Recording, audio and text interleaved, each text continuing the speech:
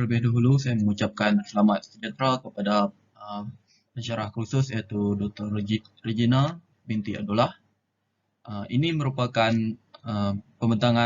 video pembentangan kami bagi tugasan keempat iaitu berkaitan dengan situasi iaitu berkaitan teori penggantungan dan teori sistem dunia terhadap kegagalan negara Malaysia dalam usaha mencapai status negara maju pada tahun 2020. Ini merupakan senarai ahli kumpulan kami. Yang pertama ialah saya sendiri, Kelvin Costa Anak Sadi, akan membentangkan bahagian penutup, manakala Bekti Anak Jenau akan membentangkan bahagian hubungan perdagangan Malaysia dalam konteks teori penggantungan. Seterusnya ialah Connie Olivia. Connie Olivia akan membentangkan dasar luar Malaysia dalam konteks teori penggantungan. Seterusnya ialah Felicia Bintang Anak Kad akan membentangkan bahagian monopoli ekonomi Malaysia dalam konteks teori dunia. Leri Nyanau pula akan membentangkan bahagian kewangan Malaysia dalam konteks teori dunia. Dan yang terakhir ialah Valencia Thomas akan membentangkan bahagian pengenalan. Wawasan 2020 ialah wawasan yang telah dicetuskan oleh Perdana Menteri Malaysia Tun Dr. Mahathir Mohamad pada 28 Februari 1991 yang akan menjadikan Malaysia sebuah negara perindustrian dan negara maju menjelang tahun 2020. Kemajuan ini merangkumi segala aspek kehidupan iaitu ekonomi, politik, kerohanian, kejiwaan dan kebudayaan. Wawasan 2020 ini tidak menginginkan Malaysia untuk mengikut corak negara barat atau Jepun dari segi kemajuan dan pembangunan. Kegagalan negara Malaysia dalam mencapai status negara membangun pada tahun 2020 sangat berkait rapat dengan teori kebergantungan dan teori sistem dunia. Hal ini kerana Malaysia masih bergantung dengan negara luar seperti barat untuk pembangunan, terutamanya dalam pembangunan ekonomi. Hubungan perdagangan Malaysia dengan negara luar. Malaysia memperoleh barangan yang tidak dikeluarkan dalam negara seperti penggunaan teknologi moden dan hal ini merupakan satu kebaikan. Namun, hal ini boleh juga membawa kerugian kepada negara Malaysia kerana negara Malaysia yang mengekspor bahan mentah akan menguntungkan negara maju kerana hasil dari barang mentah tersebut akan diimport semula ke Malaysia sebagai barang perkilangan dan dijual dengan harga yang lebih tinggi. Oleh itu, negara yang mengekspor seperti Malaysia juga tidak mampu membeli barangan impor. Negara penjajah akan menjadikan tanah jajahan sebagai pasar atau tempat menjual semula barangan keluaran kilang yang telah dihasilkan daripada bahan mentah yang mereka ekspor. Oleh itu, kesan buruk daripada perkara tersebut ialah hakisan semula backwash effect terhadap tanah jajahan. Seterusnya ialah dasar luar. Malaysia masih bergantung dengan negara Amerika Syarikat dan China. Abdullah telah memperoleh pinjaman sebanyak 800 juta US dollar untuk membina jambatan kedua Pulau Pinang. Abdullah juga telah membina pangkalan kapal selam di Teluk Sepanggar, Kota Kinabalu yang menempatkan stesen 2 buah kapal selam kelas Kopin dan Agosta 70 menurut Saravana Mutu pada tahun 2010. China akhirnya mula menonjolkan kekuatan ketenteraannya berhampiran beting serupai yang berjarak 60 batu nautika dari Bandar Bintulu pada tahun 2013. Malaysia terpaksa membina kor marin yang baharu untuk ditempatkan di pelabuhan Bintulu berhampiran beting tersebut, menurut Hayton 2014.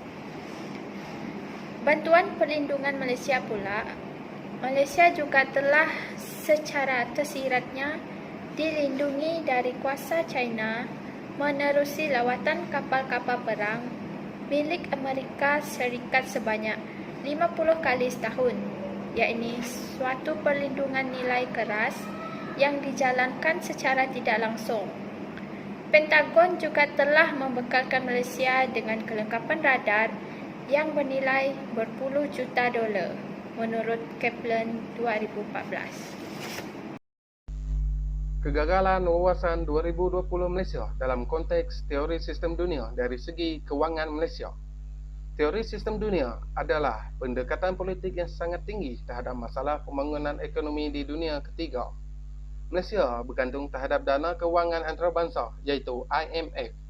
French 1969 menyatakan bahawa persaingan antara kelas kapitalis negara pusat dan kelas kapitalis negara pinggir berlaku disebabkan monopoli kapitalis yang melibatkan penglibatan syarikat industri besar dan institut kewangan yang majoritinya berasal dari negara pusat lalu melabur modal di negara pinggir.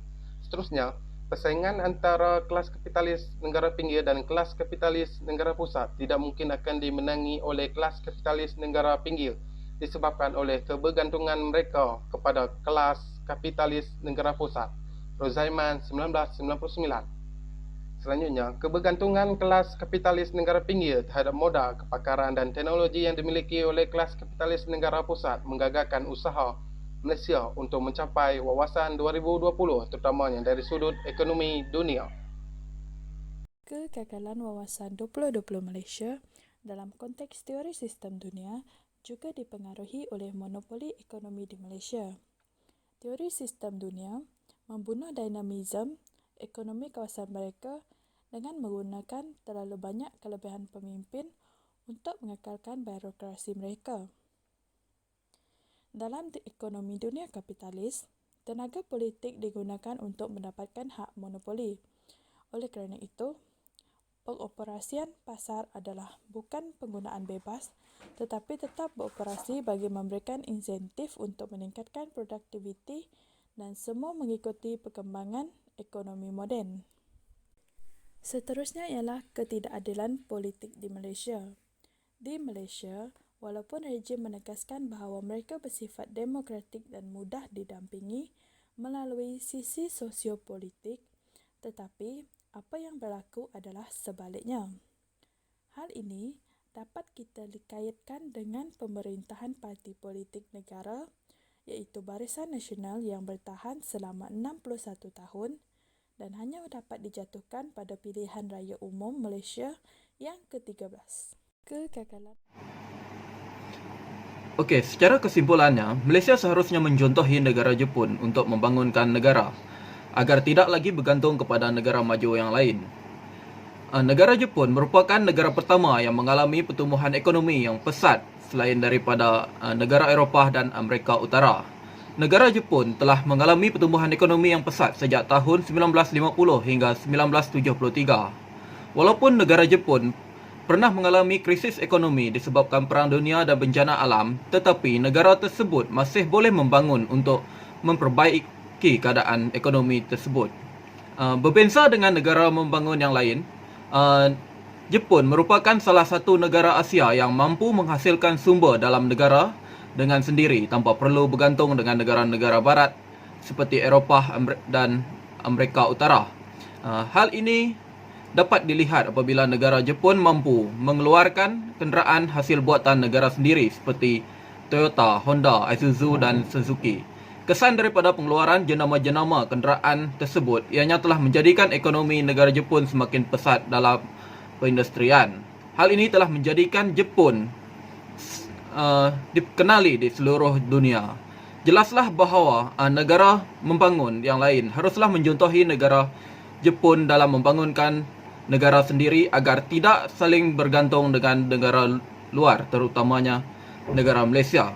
Tuntasnya, negara Malaysia seharusnya mencontohi negara Jepun dalam pembangunan agar menghasilkan produk keluaran negara sendiri dan dapat mengelakkan daripada terus mengeksport produk tempatan ke luar negara dan mengimport barang dari luar negara ke dalam negara. Negara Malaysia harus menghasilkan lebih banyak tenaga mahir di negara sendiri untuk membantu memajukan bidang perindustrian di Malaysia agar setaraf dengan negara maju sekaligus dapat mengelakkan kebergantungan ekonomi dengan negara maju pada masa akan datang.